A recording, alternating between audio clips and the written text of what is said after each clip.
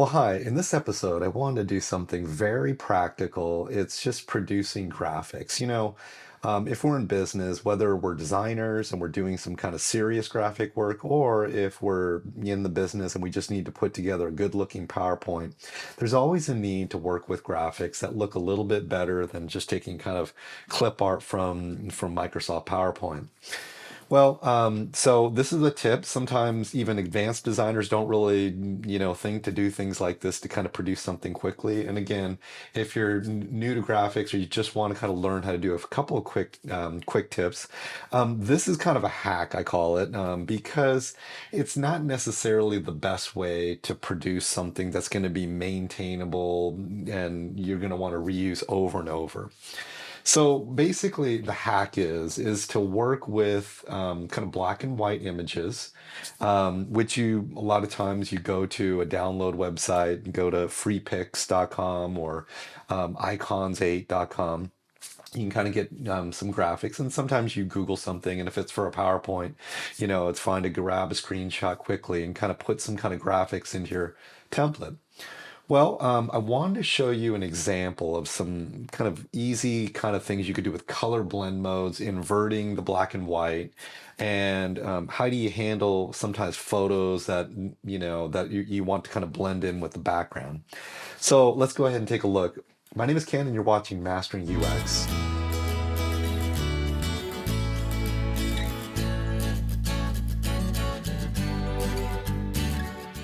Okay, so here we are. I kind of prepared this graphic for you. You kind of see there's a couple of problems right here. So let's say you have this kind of image, and it's kind of the hero image, and you got some text over it. So there's obviously this problem. The text is very hard to read. You got black and you got this white text on this high contrast scene that has colors that are close to white. And then I added some graphics that I just kind of took screenshots of, and they're kind of black on white. So let's see what we can do quickly with using color blend modes. So color blend modes I kind of have over here. There's four basic ones that I think are just going to be used a little bit more. So it says right here, the darken mode compares the colors of the blending layer and the base layers and keeps the darker colors. With the multiply mode, it multiplies the colors of the blending layer and the base layers, resulting in a darker color. This mode is useful for coloring shadows. And really, lighten and screen are going to do the exact opposite.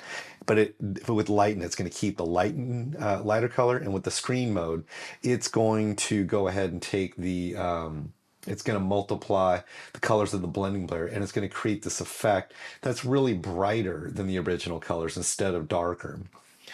Okay, so first off, you have this image. So one thing that you could do, and you can kind of see how big this image is you can go ahead and hit multiply. Okay. All right. Another thing that you could do is you could also hit darken. Okay.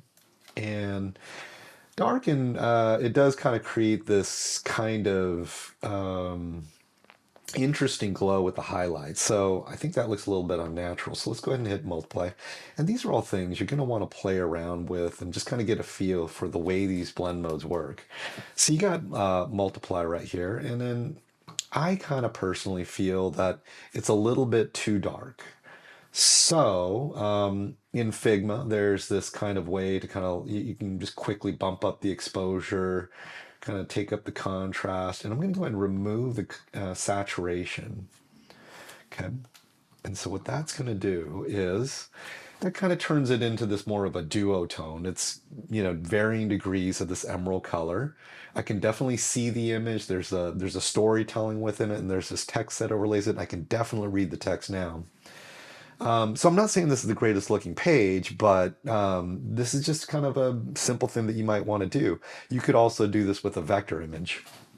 Okay, so down at the bottom, you have these kind of three graphics right here, and they're obviously they look a little bit out of place. They're not even kind of cropped right. And the first thing that you can do is Figma has this plugin. By the way, Figma is a free program. That's why I feel comfortable about kind of sharing this method with you. But you can go ahead and just find plugins and look for something. It's invert colors. And you can go ahead and once you got that downloaded, just hit invert colors and say invert colors. Okay, so that still doesn't get us to where we need to be. Um, but you know, you can kind of imagine there's a lot of situations where you can find the black on white. Now we're able to quickly kind of invert that color. And then what happens if this time we choose lighten? Okay, there you go. So now we got this page and it's starting to look professional. Okay, let's move on down here. So now we've got even a bigger problem. This text is almost impossible to read. Okay, so let's go ahead and take this image and instead of multiply, what happens if we do screen? Okay, not bad. Starting to be able to read the text right here. And let's go ahead and what if we remove the saturation? Okay, and that's going to make the image a little it's kind of do the same thing. It's going to kind of make it this duotone. It can be any shade from white to this kind of beige color. And, you know, we can go and play with it a little bit more. Let's say we want to kind of bump the contrast, take up the exposure. Okay. The other thing we can do is we can kind of take down this screen effect or take down this opacity down over here. Okay. All right. And then now down below, we have these kind of three graphics right here. In this case, it is, I would want it to be darker. Okay. And let's go ahead and choose darken. Okay. Okay, so that looks good. If I want to take this up another level, I've got this sort of emerald color right here, emerald color in the text. And so if I want to stay in a branded kind of theme, what I could do is take a layer like this.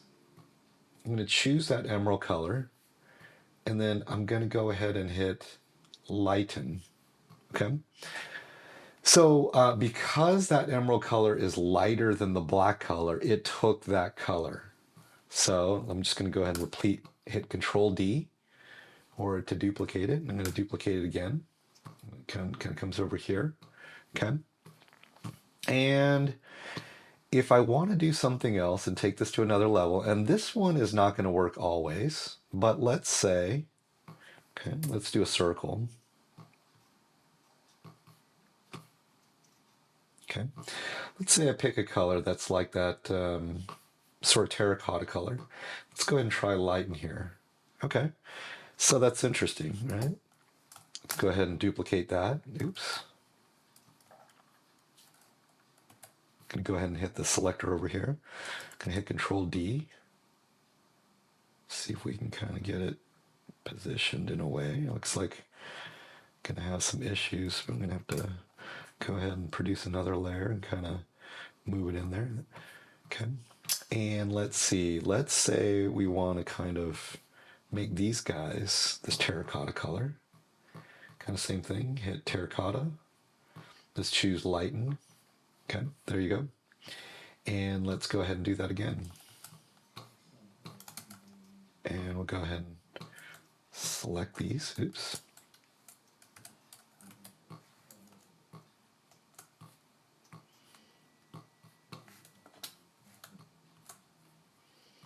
Okay, I'm going to go ahead and hit terracotta and hit the lighten. Oops, didn't work over there.